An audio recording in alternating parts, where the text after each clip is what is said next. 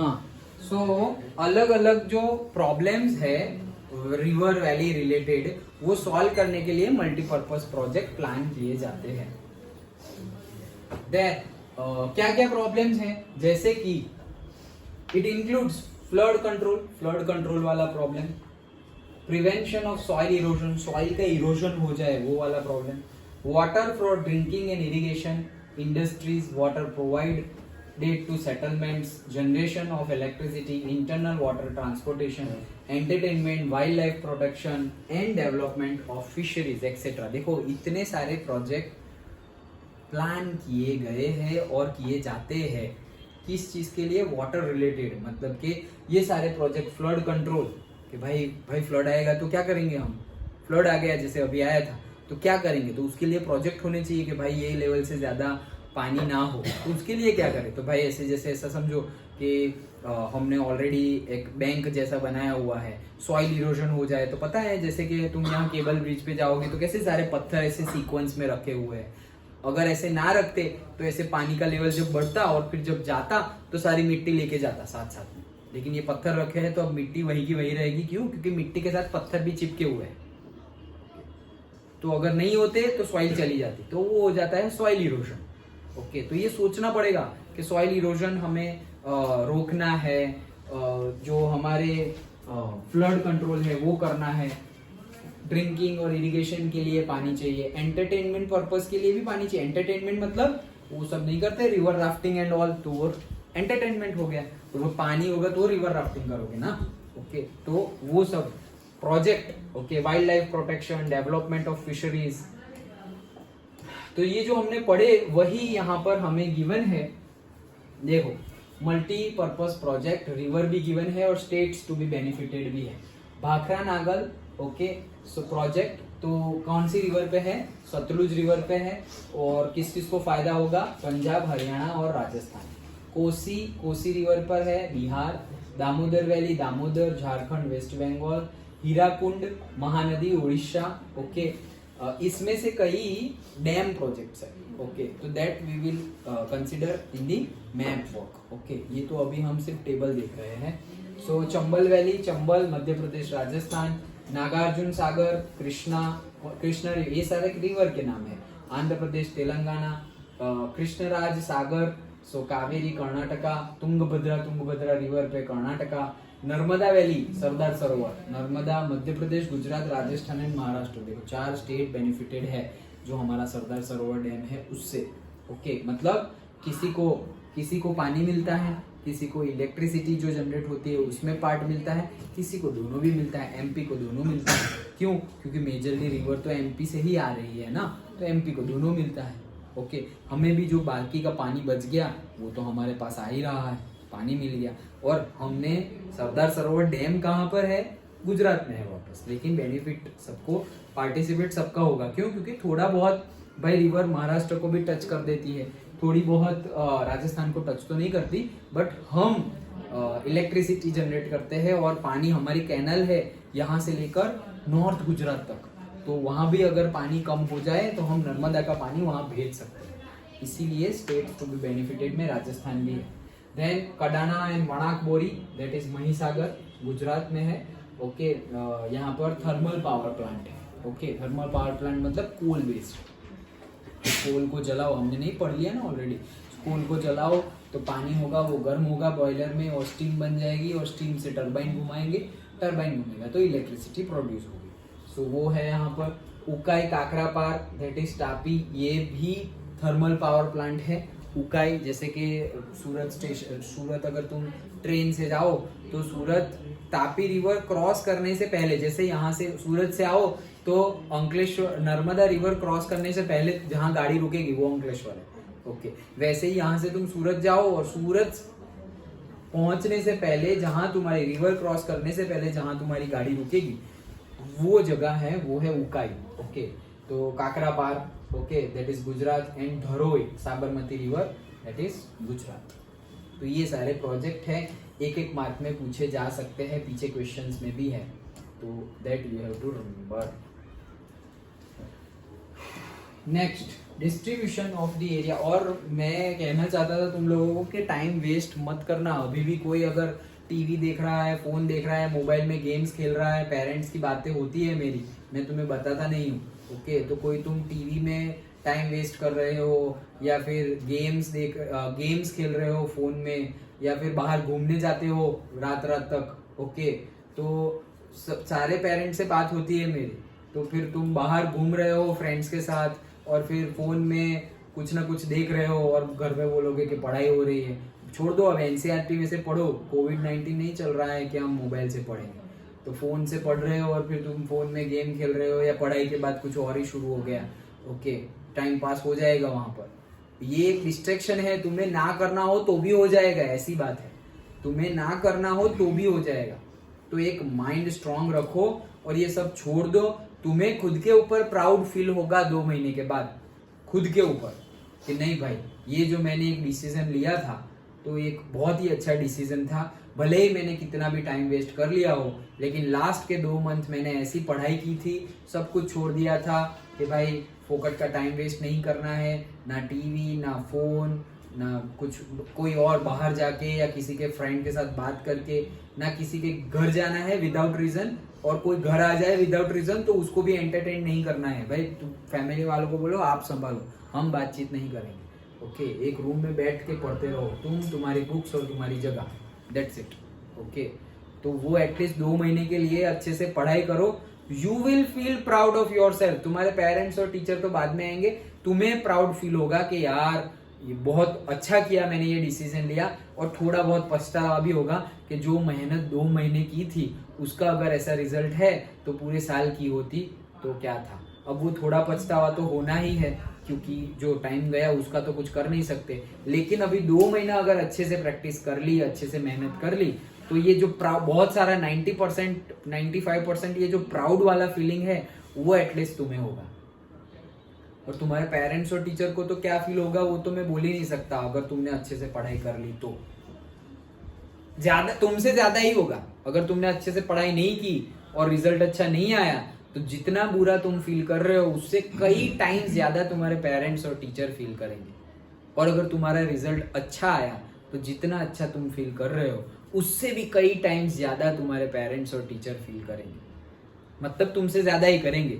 अब अच्छा करेंगे या बुरा करेंगे उसकी डोर तुम्हारे हाथ में है, उसका रिमोट तुम्हारे हाथ में है। तो छोड़ दो जहां भी टाइम वेस्ट हो रहा हो, खुद एक डिटरमाइंड एक्शन लो और करके दिखाओ, ओके। चलो, distribution of area under irrigation. तो भाई जो एरिया है इरिगेशन में उसका डिस्ट्रीब्यूशन भी करना पड़ेगा कि भाई रिवर है तो नहीं तो फिर हम तो बोलेंगे कि भरूच के जो खेत वाले लोग हैं उन्होंने सारा पानी ले लिया, ओके। पालिस तक तो आया ही नहीं, वडोदरा तक तो कुछ आया ही नहीं, नर्मदा का पानी सूरत भी नहीं पहुंचा। भरूच में से पास हो रही है तो क्या भरूच और अंकलेश्वर को ही यूज करना है? नहीं, ऐसा नहीं है, डिस्ट्रीब्यूशन करना पड़ेगा। कैसे करेंगे? There is a difference regarding area under irrigation in every state. Coastal districts in Andhra Pradesh, delta regions of Godavari and Krishna rivers, Mahanadi Delta in Odisha, Kaveri Delta in Tamil Nadu, Punjab, Haryana and Western Uttar Pradesh, etc. are the regions of intensive irrigation of the country. ये जितने भी हमने पढ़े states के नाम, वहां पे intensive irrigation होता है। इंटेंसिव इरिगेशन मतलब बहुत ही खतरनाक इरिगेशन। हरियाणा पंजाब में तो इरिगेशन फैसिलिटी इतनी अच्छी है, इसीलिए वहां सबसे ज्यादा व्हीट एंड राइस होता है। क्यों? क्योंकि ऐसी रिवर तो ऐसी है नहीं कि भाई हमारे जैसी रिवर हो, ओके, मतलब कि पेनिनसुलर रिवर जैसे कि सीजनल है, 365 डेज है, तो पानी तो उनके पास होगा ही, तो अच्छे से इरिगेशन फैसिलिटी का यूज करते हैं वो। After the independence, the irrigated area in India has increased 4 times. मतलब कि इंडिपेंडेंस के बाद जितने एरिया में हम पानी भेजते हैं वो 4 टाइम्स बढ़ गया है। मतलब ऐसा समझो, पहले सपोज पर्टिकुलर एक्स एरिया में सपोज 50 एकड़ में पानी दे रहे होते, तो अभी 200 एकड़ में पानी दे रहे हैं। ऐसे 4 टाइम्स बढ़ गया है। Irrigation is practiced in about 38% of the net sown area. मतलब कि जहां सोन करते हैं हम, सीड सो करते हैं, वहां पे 38% में तो इरिगेशन ही प्रैक्टिस की जाती है। बाकी जगह पे क्या होता है, बाकी जगह पे अभी भी हम रेन वाटर और रिवर वाटर के ऊपर डिपेंडेंट है। इरिगेशन मतलब रिवर में से तुमने कैनाल निकाल कर पर्टिकुलर अरेंजमेंट है कि वहां से तुम पानी ऑन करोगे तो पानी तुम्हारे खेत में आ जाएगा systematically, that is irrigation facility. But अगर अभी भी तुम रेन वाटर के ऊपर डिपेंड, तो ये वैसा कितना है, सिर्फ 38% ही है। देखो इरिगेशन अभी भी कम है, मतलब हम अभी भी बहुत ज्यादा डिपेंडेंट है रेन वाटर के ऊपर। There is a difference in irrigated area as of different states. सारे states में irrigated area का अलग अलग परसेंटेज है। मिजोरम में तो 7.3 area of the total area sown is under irrigation, while in Punjab देखो 90.8, तो सबसे कम मिजोरम 7.3, इतना ही एरिया इरिगेशन से है। बाकी रिवर और उससे डायरेक्ट रेन वाटर से हो जाएगा, लेकिन इरिगेशन से सिर्फ इतना ही है। और पंजाब में तो 90% इरिगेशन है। ओके मतलब रेन के ऊपर, रेन ना भी हो तो भी पंजाब तो जो प्रोड्यूस कर रहा है वो प्रोड्यूस करता ही जाएगा, रेन ना हो तो भी। क्यों? क्योंकि वहां तो इरिगेशन फैसिलिटीज है। There is a vast difference between the total area under irrigation with the total area sown, मतलब बहुत ज्यादा डिफरेंस भी है कि जितने एरिया में हम सो करते हैं वो और जितने एरिया में इरिगेशन हो रहा है वो उसमें। More than 40% of the total area sown is under irrigation in Punjab, Haryana, Uttar Pradesh, Bihar, Jammu Kashmir, Tamil Nadu and Manipur. ये जो स्टेट है वहां पर 40% से ज्यादा इरिगेशन के अंडर में है। वो तो हमने पहले ही बोला ना कि नॉर्थ में अगर तुम हरियाणा पंजाब की बात करो, जम्मू कश्मीर की बात करो, तो वहां पर तो रेन ना हो तो भी भाई 365 डेज तो रिवर है तुम्हारे पास। ओके तो इरिगेशन फैसिलिटी तो वैसे ही अच्छी हो जाएगी, रेन के ऊपर उतना डिपेंडेंस नहीं है।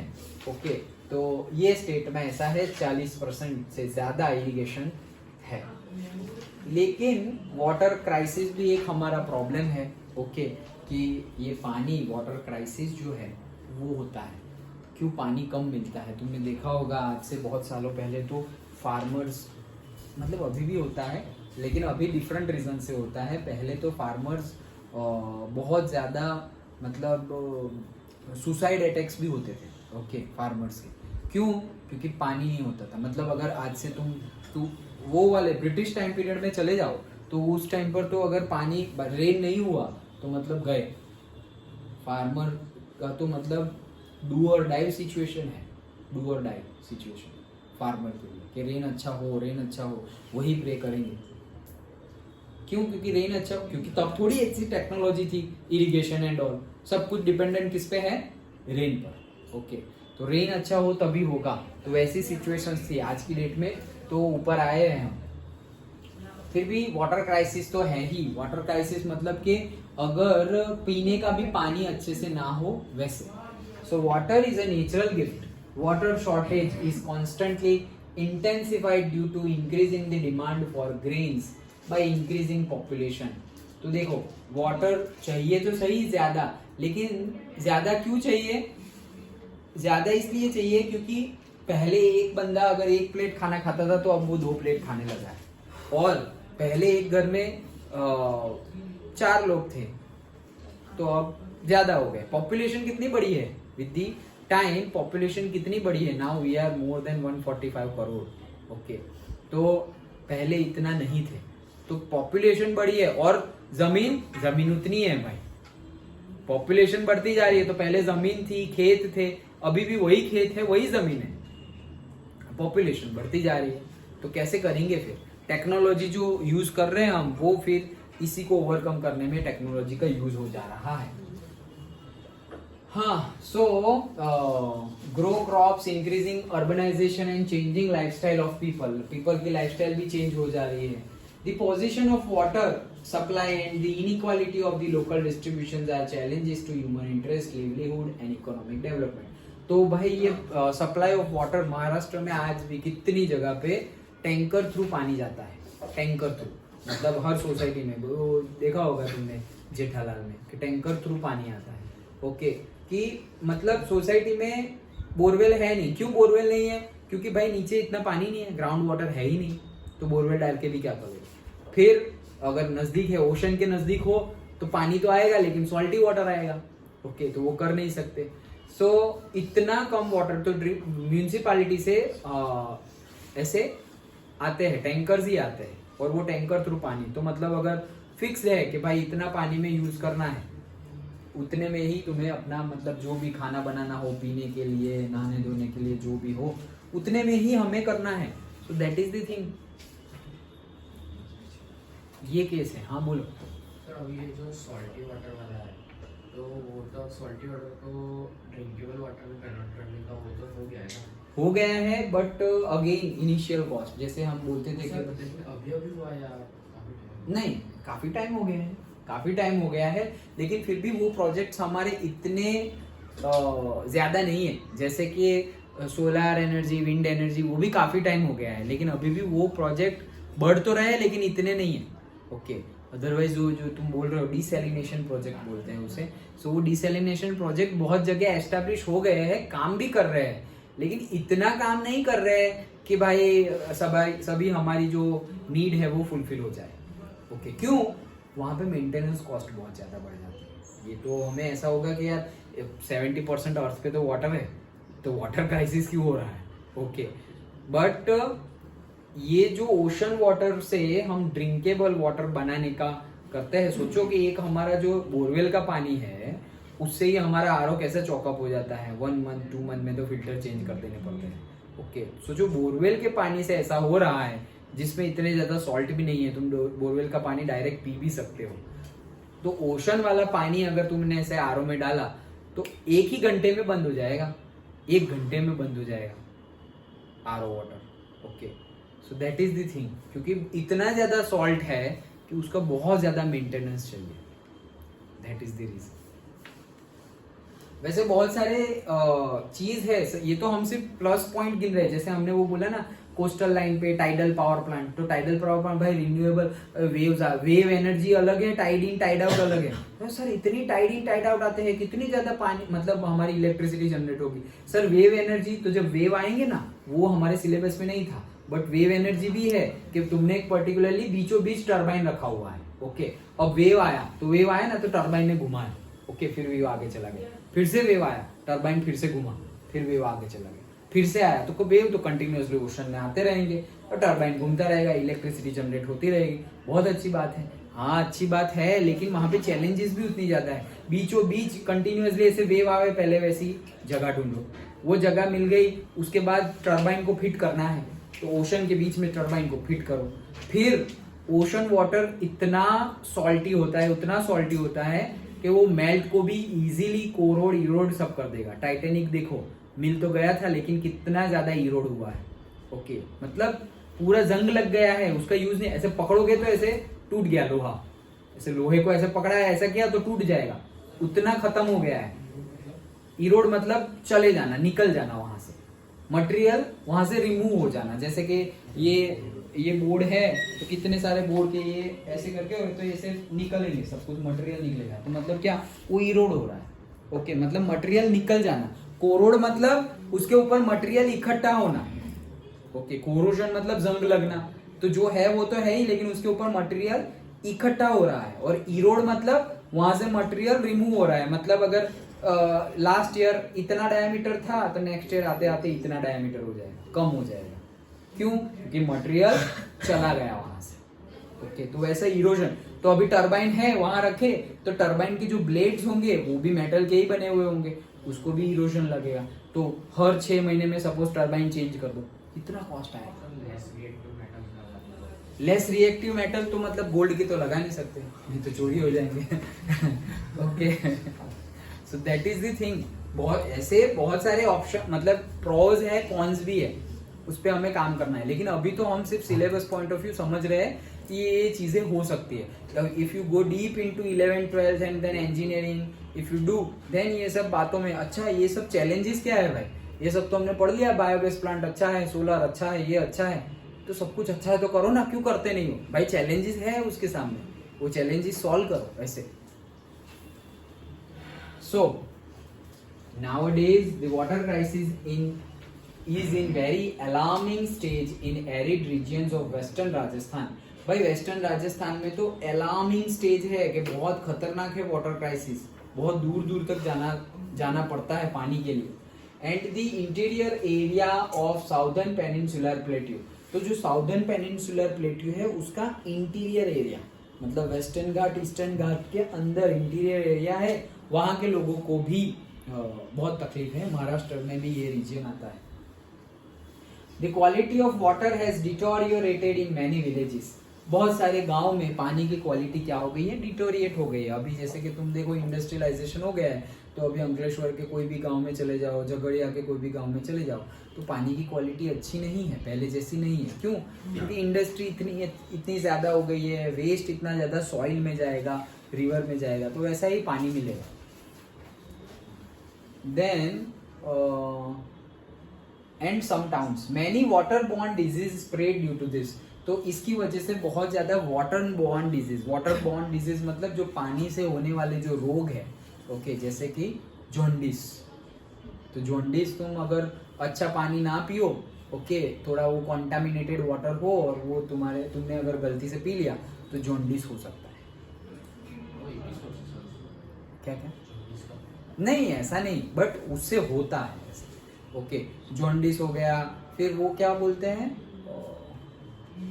जॉन्डिस हो जाता है, और डायरिया भी हो सकता है अगर कॉन्टामिनेटेड पानी पी लिया। पीलिया बोलते हैं उसे। जॉन्डिस मतलब पता है ना, कमड़ो पीलिया, उसे जॉन्डिस बोलते हैं। और डायरिया तो पता ही होगा, पता है क्या? डायरिया मतलब हाँ, लूज मोशन उसे डायरिया बोलते हैं। लूज मोशन हो जाए उसे डायरिया बोलते हैं। ओके, बार बार टॉयलेट जाना पड़े ऐसा। So availability of pure portable water is the basic need of the life. तो भाई बेसिक नीड कौन सी है? अवेबिलिटी ऑफ प्योर वाटर, वो तो है ही। अपार्ट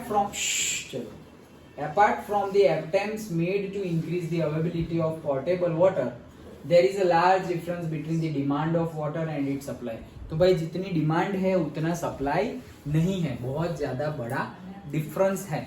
शायद 9th का तुम्हें याद हो, नहीं जीएससीबी में नहीं, सीबीएसई में है, एक बुक है, वहाँ पे पर्टिकुलरली ऐसे वाटर की ही बात की गई थी कि चेन्नई का एक ऐसे लड़का था और पानी उसको नहीं मिल रहा था, टैंकर से पानी आ रहा था, स्टोरी वाइज, लेकिन समझाना यही चाह रहे। So that is the thing, supply और डिमांड में बहुत ज़्यादा डिफरेंस है। Even today there is a severe shortage of drinking water in about 8% of town in India.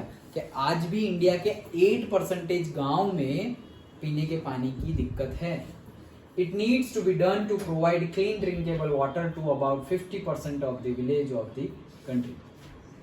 मतलब कि अभी भी 50% विलेज को अच्छे से ड्रिंकिंग वाटर सप्लाई करना है, बाकी नीड है। There has been a large increase in the irrigation facilities in India. तो इंडिया की इरिगेशन फैसिलिटीज बहुत ज़्यादा बढ़ी भी है। However, 2/3 of the agriculture region still depends on rain water. वो तो हमने पहले ही देखा कि रेन वाटर पे 38% हम बोल रहे थे कि इरिगेशन, तो मतलब कितना ज़्यादा अभी भी रेन वाटर पे डिपेंडेंट है। In recent times, the groundwater level has gone down considerably due to more and more water is extracted through the wells and tube wells. देखा यही चीज कि अगर ग्राउंड वाटर में अंदर ग्राउंड में पानी चला गया है और अब हमने यहाँ पे बोरवेल डाल दिया तो नीचे से ग्राउंड में से क्या आएगा, पानी ऊपर आएगा। अब एक बोरवेल डाला, फिर कोई बोलेगा नहीं मैं भी अपने अपने घर में, पहले तो सोसाइटी में बोरवेल था, अब तो सब घर में बोरवेल लगाना। क्यों? क्योंकि भाई जब सोसाइटी का बोरवेल है तो पानी भाई सुबह शाम आएगा या एक टाइम आएगा, बट घर का हो तो जब भी खत्म हुआ ऑन किया तो पानी चालू। ओके, नहीं इलीगल नहीं है, परमिशन लेनी पड़ती है, इलीगल नहीं है। मतलब तुम्हारा जो घर है उसमें तुम बोरवेल कर सकते हो, but with due permission of the particular municipality corporation, लेकिन वो भी नहीं करते, वो इलीगल एक्टिविटी। वो परमिशन के बगैर ही कौन देखने आता है, बनाओ घर बना रहे हैं और बोरवेल कर दिया, और एक बार कर दिया फिर तो पता भी नहीं चलता पाइपलाइन कहाँ से कहाँ आई, और कोई चेक करने आया अभी इतने टाइम में नहीं आते कोई। ओके, क्योंकि किसके घर में बोरवेल है। घर ज्यादा बना देते हैं तो पूरा का पूरा नया घर बना देते हैं, तो म्यूनिसिपैलिटी को जब काम करना पड़ा, वहाँ एक लैंड है हमारी, वहाँ कुछ काम करेंगे, तब जाके फिर याद आएगा अच्छा यहाँ पे ये सब हो रहा है। सो वैसी चीजें हैं। हाँ चलो। As a result, the groundwater resource has decreased. The country is facing severe problems as some states extract groundwater in excess volume. तो भाई कई जगह पे बहुत ज्यादा अमाउंट में ग्राउंड वाटर हम ले लेते हैं। Serious problems like reduction in the quality of water and increasing scarcity have to be faced. तो बहुत ज्यादा सीरियस प्रॉब्लम्स है जहाँ पर पानी बहुत खत्म हो गया है और पानी है ही नहीं, scarcity.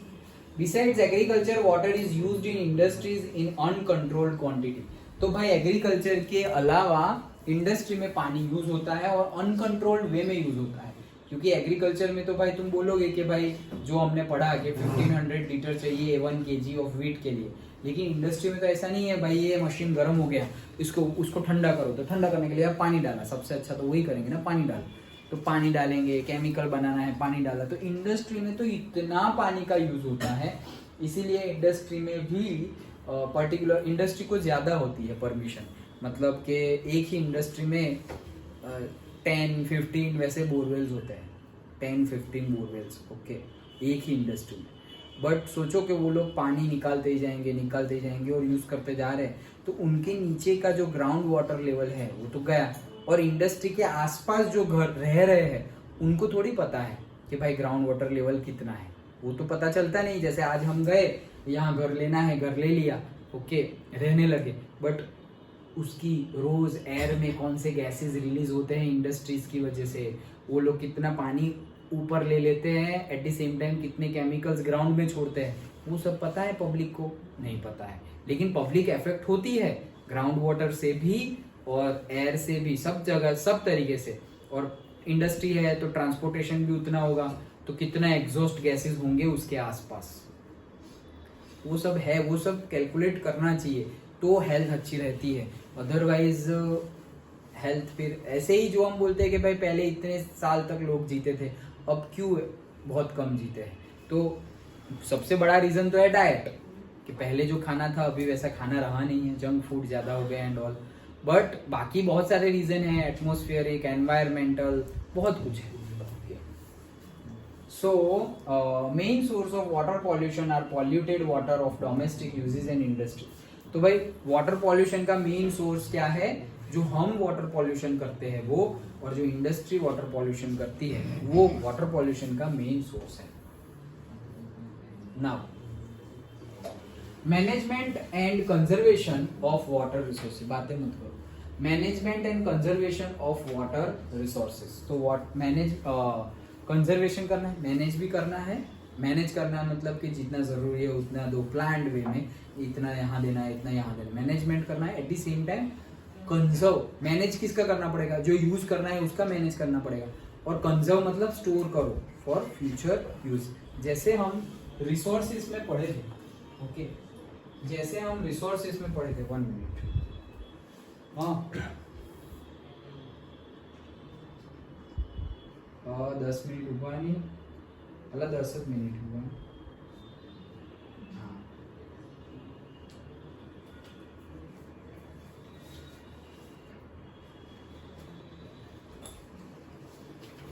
हाँ सो क्या बोल रहा था हम, क्या बोल रहे थे, क्या डिस्कस कर रहे थे,